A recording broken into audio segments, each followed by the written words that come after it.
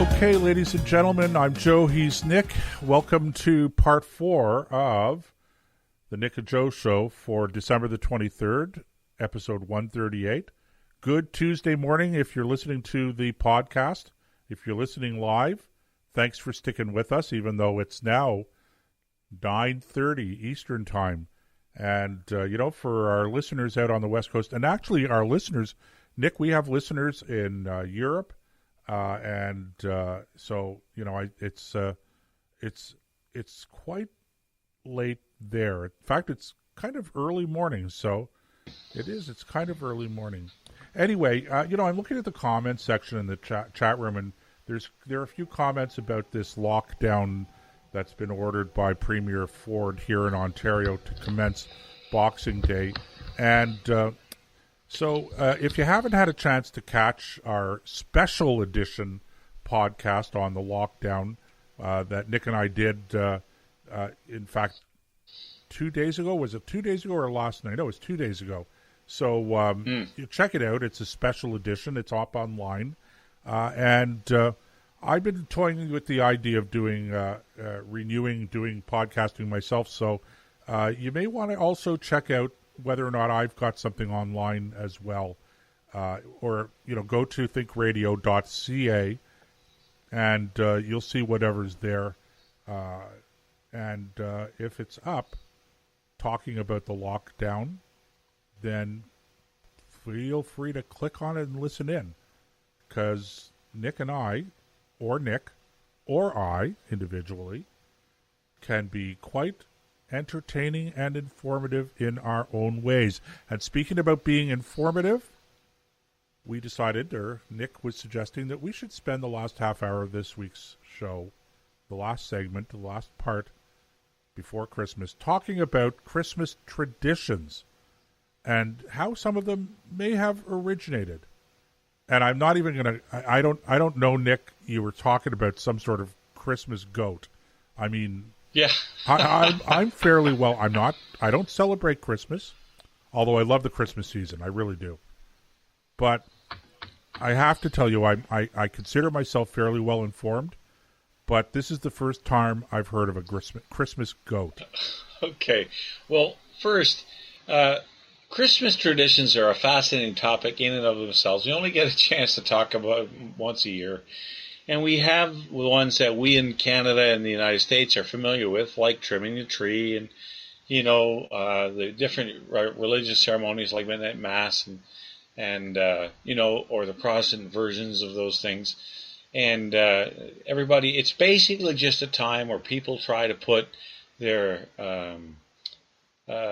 all the weary stuff of the world aside and celebrate friends, family, and at its root, at its core, the birth of a little baby 2,000 years ago. That has, I don't think there's much question about what kind of an impact that birth has had on world history. Anyway, so I got thinking about this because we're familiar with those traditions, but I thought, what's going on? How does the rest of the world do it? Because Christmas, yes, is celebrated all over the world, but it's not always celebrated the same way. So let us begin our festive journey in the great country of Sweden. In Sweden, the Yule goat has been a Swedish Christmas symbol. I'm sorry, the Yule goat just kills me. Dating back to ancient pagan festivals. However, in 1966, the tradition got a whole new life after someone came up with the idea of how to make a giant straw goat, now referred to as a Galvet goat. According to the official website, the goat is more than 42 feet high, 23 feet wide, and weighs 3.5 tons. Each year, the massive goat is constructed in the same spot. Fans can even watch our live stream from the first Sunday of Advent until the New Year, when it is taken down. Okay. And there's some really great ones here. The Philippines go all out with flower arrangements and all kinds of lights and decorations. But get this one. In Japan, now only 1% of the Japanese people are Christian. But get this. It isn't a national holiday in Japan. But according to the Smithsonian Magazine, its citizens still find an interesting and delicious way to celebrate. Rather than gathering around the table for a turkey dinner, families head out to their local Kentucky Fried Chicken. The tradition began in 1974 after a wildly successful marketing campaign called, and they give the Japanese for Kentucky for Christmas.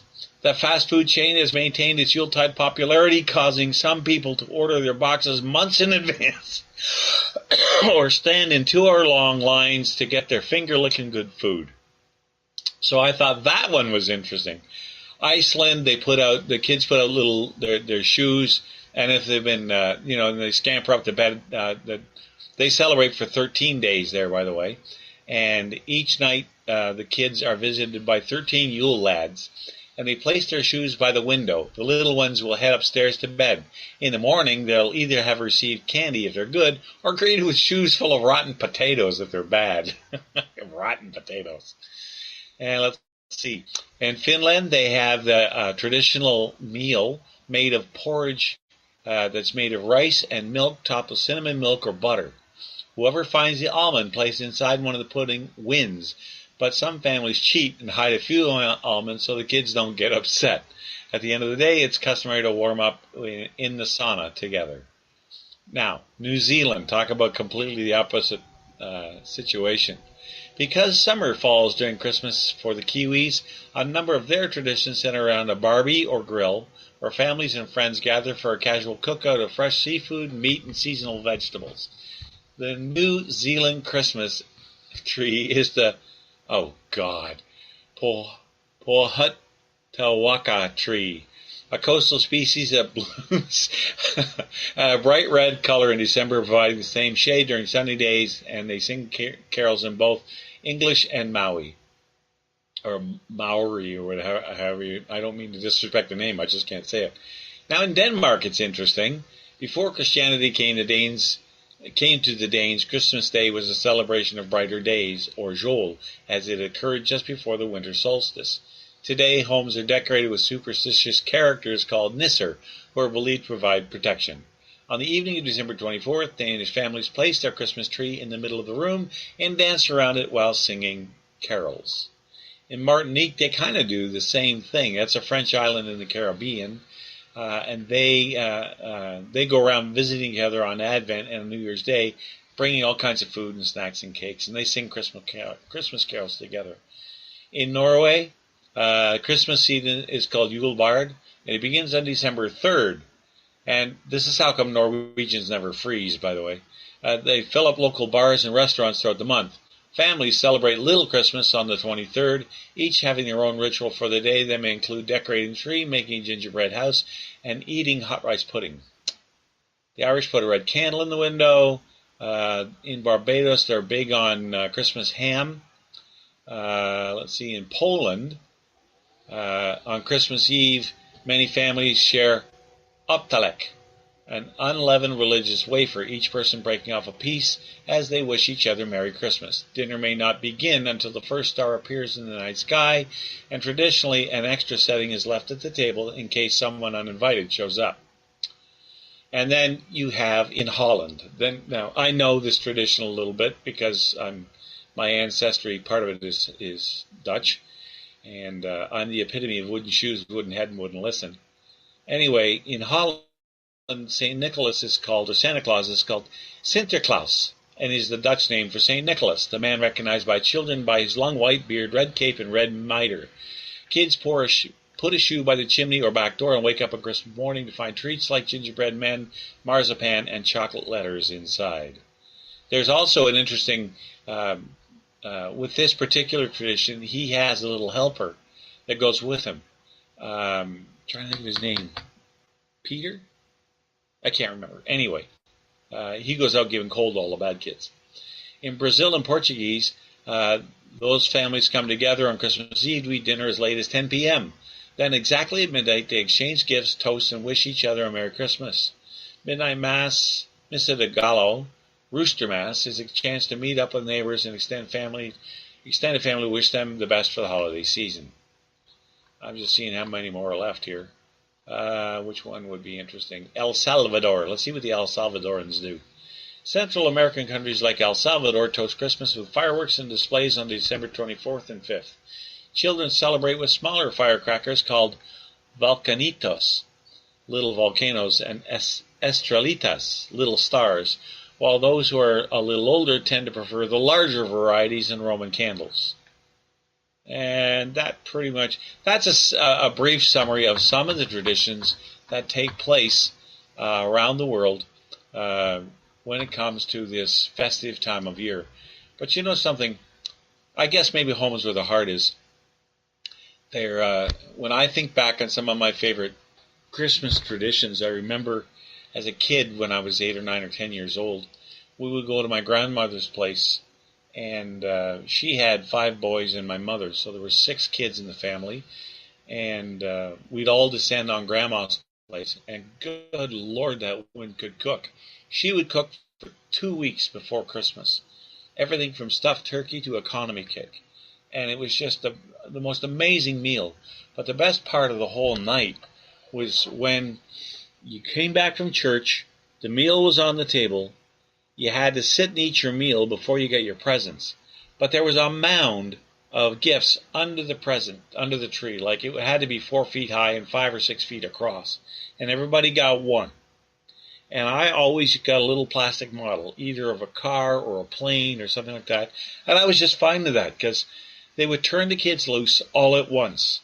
And the screaming and the shouting and the chaos and the paper flying in every direction was always the highlight of the whole evening for us, and it was a lot of fun. So that's pretty much the way that we celebrated Christmas. Now I know, Joseph, that you're not Christian, you're Jewish, but is there anything that stands out for you for this particular time of year? Well, you know, Nick, I like the atmosphere. I like the warmth and the family and the camaraderie that seems to increase, the sense of family, I should say, that seems to increase around this time of year, starting around Thanksgiving time, etc. There's as I say, a warmth to it, and I think it's very pleasant. And I part of me wishes it was like this all the time, except, of course, if it was like this all the time, we probably wouldn't appreciate those periods of time when it is like this. I have to say, I also like Christmas carols. I mean, I'm a bit of a music buff. Lots of people are. And my tastes in music are quite eclectic. I go from certain hard rock bands to, jazz, blues. I love blues. Classical music. I love classical music. I listen to opera. Not much of a ballet person, but, ballet is kind of symphonic. It's almost like opera-like, except without the singing. But, of course, if I attend a ballet, I'm always in danger of falling asleep. And if I fall asleep in a ballet, well, watch out, because I am a world-class snorer when I get into it, I have to tell you. So, it's funny, I took my parents to a ballet once, and, my father fell asleep. So I come by it quite naturally, quite honestly. But I like Christmas carols, and I always have, and I've been known, it's my wife once wrote a story about when she was a columnist at the Ottawa Citizen. She actually wrote a story when we were very first got together about, how she knew this big bearded Jewish guy, burly guy that would be walking down the mall humming Christmas carols at this time of year. And, I might be shocking some of my Jewish friends with this. I don't know, but there it is. So that's what I just like the whole atmosphere. I understand. Yeah. Well, on a certain level, I understand